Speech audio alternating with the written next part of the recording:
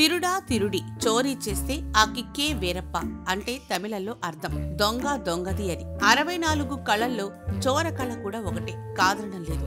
కానీ ఒక మహిళా సర్పంచ్ దాన్ని 18 ఏళ్లుగా ఎవరికి అనుమానం రాకుండా ఈ చోర బుద్ధిని మెయింటైన్ చేస్తున్నారంటే పరిస్థితి ఏంటో ఊహించుకోవచ్చు. అయినా ఇదేం పిచ్చి, ఇదేం క్రేజీ, అదేమంటే చోరీ చేయడం మంచి కిక్కిచ్చే రియాలిటీ గేమ్ షో అంటారు ఈమె.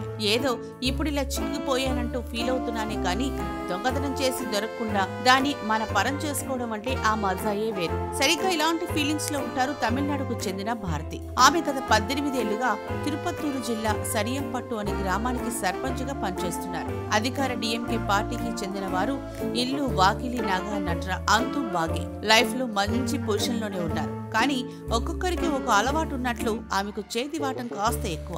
మొన్నగా బస్సులో ప్రయాణిస్తూ ఉండగా ఆమె చేసిన చిలిపి పని ఏంటంటే పక్క సీట్లో ఉన్న మహిళ బంగారు చైను దొంగతనం చేయడం. ఇదేం పాడుబుద్దమ్మా, నువ్వు చూస్తుంటే కలిగింది దానిలాగా ఉన్నావని అడగగానే సారీ తప్పైపోయింది, క్షమించండి, నాకు గత కొంతకాలంగా ఈ దొంగతనాలు చేయడం ఒక అలవాటు, అదేంటో తెలియడం లేదు, అలా చేస్తే నాకు భలే కిక్ అనిపిస్తుంది, ఏమనుకోకండి అంటూ వారికి చెప్పడంతో వారికి ఈమెను ఏమనాలో అర్థం కాలేదట.